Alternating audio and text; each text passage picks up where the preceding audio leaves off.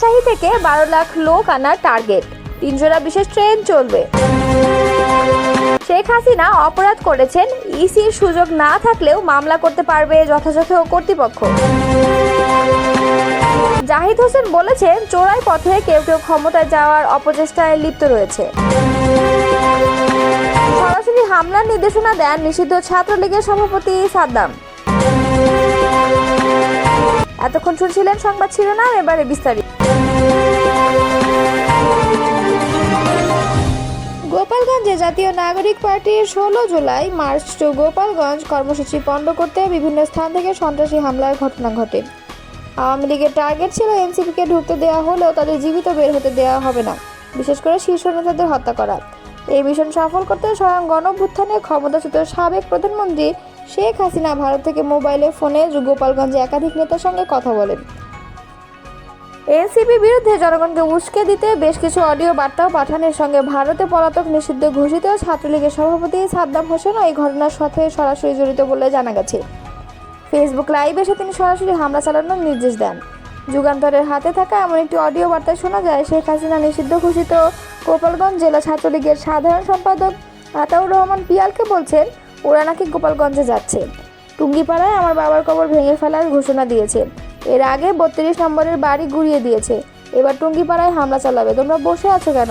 যে যেভাবে পারো প্রতিহত করো। গোপালগঞ্জ কোনোভাবে যাতে ওরা ঢুকতে না পারে, কোনো ধরনের কর্মসূচি যাতে না করতে পারে। মনে রাখবা, গোপালগঞ্জের মাটি থেকে ওদের কেউ যাতে অক্ষত অবস্থায় ফিরে যেতে না পারে। আর একটি অডিও বার্তায় শেখ হাসিনা নিষিদ্ধ ঘোষিত গোপালগঞ্জ জেলা ছাত্রলীগের সভাপতি ও শহরের বেদ গ্রামের বাসিন্দা নিটন মোল্লাকে বললেন, তোমরা ওখানে বসে কি করো? ওরা বিভিন্ন জায়গা থেকে লোকজন জড়ো করার চেষ্টা করছে। পিরোজপুর, বাগেরহাট, খুলনা ও ফরিদপুর সহ আশেপাশের জেলা উপজেলা থেকে লোকজন একত্রিত করে গোপালগঞ্জে ঢুকবে। এরপর টুঙ্গিপাড়া যাবে। যেভাবে পারো ওদের প্রতিহত করতে হবে। টুঙ্গিপাড়ায় যাতে কোনোভাবেই ওরা ঢুকতে না পারে। আর যদি টুঙ্গিপাড়া ঢুকেই পড়ে তাহলে একজনও যাতে জীবিত অবস্থায় ওখান থেকে ফিরে যেতে না পারে, সে ব্যবস্থা অবশ্যই নিতে হবে।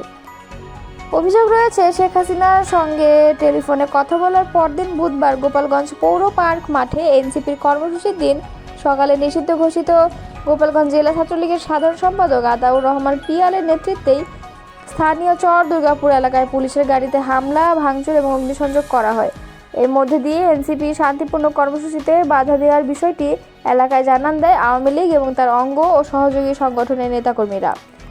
শহরের মোহাম্মদপাড়ার বাসিন্দা এই আতাউর রহমান পিয়ালের নেতৃত্বেই পরে এনসিপি নেতাদের গাড়ি বহরে কয়েক দফা গুলি ও বোমা হামলা চালানো হয়।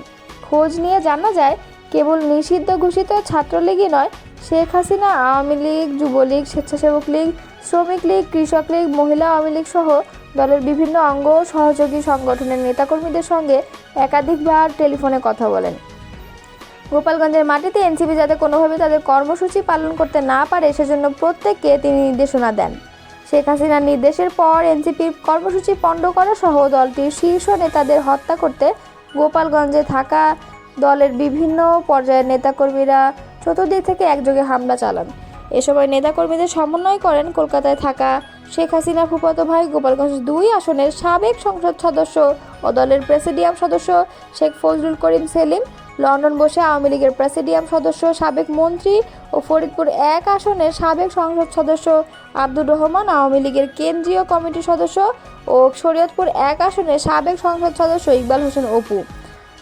স্থানীয় পর্যায়ে নারীদের এই কাজে সংগঠিত করেন কলকাতায় আত্মগোপনে থাকা গোপালগঞ্জ জেলা আওয়ামী লীগের সাংগঠনিক সম্পাদক শফিকুল ইসলাম কাজলের স্ত্রী এবং জেলা মহিলা আওয়ামী লীগ নেত্রী ইয়াসমিন আলম। আগের দিন মঙ্গলবার দলটির ভেরিফাইড ফেসবুক পেজে কর্মসূচিকে 16 জুলাই মার্চ টু গোপালগঞ্জ কর্মসূচি হিসেবে ঘোষণা করে গোপালগঞ্জের কর্মসূচি পালন শেষে এনসিপির নেতাকর্মীদের শরীয়তপুরের জাজিরায় আরেকটি কর্মসূচি পালনের কথা ছিল। 2008 সালে অনুষ্ঠিত নবম জাতীয় সংসদ নির্বাচনের হলফনামায় মিথ্যা তথ্য দেওয়ায় সাবেক প্রধানমন্ত্রী শেখ হাসিনা সুস্পষ্টভাবে অপরাধ করেছেন। তার বিরুদ্ধে যথাযথ কর্তৃপক্ষের মামলা করার সুযোগ আছে, এমনটা জানিয়েছে নির্বাচন কমিশন ইসি। দুর্নীতি দমন কমিশনের সচিবকে এক চিঠিতে এ বিষয়ে অবহিত করে ইসি। হলফনামায় সম্পদের মিথ্যা তথ্য দেওয়ায় গণপ্রতিনিধিত্ব আদেশ 1972-এর আওতায় আইনগত ব্যবস্থা নিতে গত 22 মে চিঠি দেয় দুদক। এতে বলা হয়, হলফনামা যাচাই বাছাইয়ের সময় চলে যাওয়ার পর মিথ্যা তথ্যের বিষয়টি উত্থাপিত হয়, তাই এ বিষয়ে নির্বাচন কমিশনের এখন ব্যবস্থা নেওয়ার সুযোগ নেই। ইসি জানায়, হলফনামায় মিথ্যা তথ্য দিয়ে শেখ হাসিনা দণ্ডবিধির 181 ধারার অপরাধ করেছেন। আইন অনুযায়ী যে ম্যাজিস্ট্রেট বা নোটারি পাবলিকের নিকট শেখ হাসিনা মিথ্যা তথ্য দিয়েছেন, সেই ম্যাজিস্ট্রেট বা তার ঊর্ধ্বতন কোনো সরকারি কর্মচারী জুডিশিয়াল ম্যাজিস্ট্রেটের নিকট লিখিত অভিযোগ দায়ের করতে পারেন। ঢাকায় আগামীকাল 19 জুলাইয়ের সমাবেশে নেতাকর্মীদের আনতে 3 জোড়া বিশেষ ট্রেন ভাড়া করেছে বাংলাদেশ জামায়াতে ইসলাম। এসব ট্রেন একবার করে চলবে রাজশাহী ঢাকা রাজশাহী, সিরাজগঞ্জ ঢাকা সিরাজগঞ্জ এবং ময়মনসিংহ ঢাকা ময়মনসিংহ রুটে। শনিবার সমাবেশ সফল করতে দলটি এই উদ্যোগ নিয়েছে। জামায়াতের আবেদনের পরিপ্রেক্ষিতে রেলওয়ের পশ্চিমাঞ্চলের সহকারী chief operating superintendent Abdul Awal, deputy chief operating superintendent 1 Arfin Nahar এবং রেলের উপপরিচালক খায়রুল কবির পৃথক চিঠিতে ট্রেন বরাদ্দ করেছেন।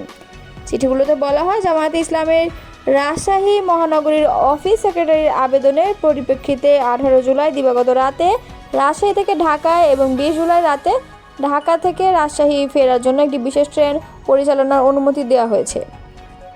এই ট্রেনটি মধুমতি এক্সপ্রেস ট্রেনের র্যাক ব্যবহার করে পরিচালিত হবে। ট্রেনটি 19 জুলাই রাত 1টার দিক থেকে রাজশাহী থেকে ছেড়ে ভোর 6টার দিকে ঢাকা পৌঁছাবে। সমাবেশ শেষে 19 জুলাই রাত 8টার দিকে ঢাকা থেকে ছাড়বে এবং রাত 1টা 15 ট্রেনটি আবার রাজশাহী পৌঁছাবে। পথে রাজশাহী বিশ্ববিদ্যালয়, হরিয়ান ও সরদাহ রোডে স্টেশনে যাত্রাবিরতি থাকবে।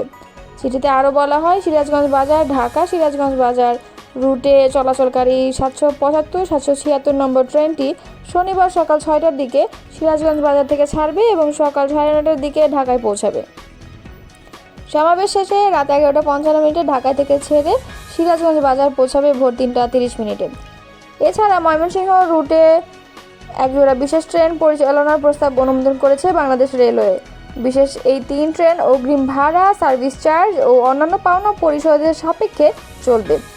রাজশাহী ঢাকা রুটে বরাদ্দ করা মধুমতি এক্সপ্রেস ট্রেনটি সাধারণত সকাল 6টা 40 রাজশাহী থেকে ছেড়ে যায় এবং দুপুর 2টার দিকে ঢাকা পৌঁছায়। শনিবার এই ট্রেনের সাপ্তাহিক ছুটি, তবে ছুটি বাতিল করে ট্রেনটি চালানো হবে। রাতে যাত্রা করে ঢাকা পৌঁছাবে সকালে। এ বিষয়ে জানতে পশ্চিম রেলের মহাব্যবস্থাপক এবং পরিবহন ও বাণিজ্যিক বিভাগের শীর্ষ কর্মকর্তাদের ফোন দেওয়া হয়, কিন্তু তারা ফোন না ধরার কারণে বক্তব্য পাওয়া সম্ভব হয়নি। জামায়াতে ইসলামের রাজশাহী মহানগরীর সেক্রেটারি ইমাজ উদ্দিন মণ্ডল বলেন, আমরা ট্রেনের 1179টি টিকিটের মূল্য প্রায় 12,07,000 টাকা পরিশোধ করে রসিদ নিয়েছি। 14 বগির এই ট্রেনটিতে পুরোটিতেই আমাদের নেতাকর্মীরা থাকবেন। তিনি জানান, বিভিন্ন জেলা ও উপজেলা থেকে 7 থেকে 10টি করে বাস নেতাকর্মীদের নিয়ে যাবে। এছাড়া যাদের ঢাকায় কোনো কাজ আছে তারা সেরে নেওয়ার জন্য 2 দিন ধরেই ঢাকায় যাচ্ছেন। শুক্রবার সকালেও অনেকে গেছেন। সমাবেশ সফল করতে রাজশাহী জেলা ও মহানগর থেকে প্রায় 12 লাখ নেতাকর্মী অংশ নেবেন বলে তারা আশা রাখছে।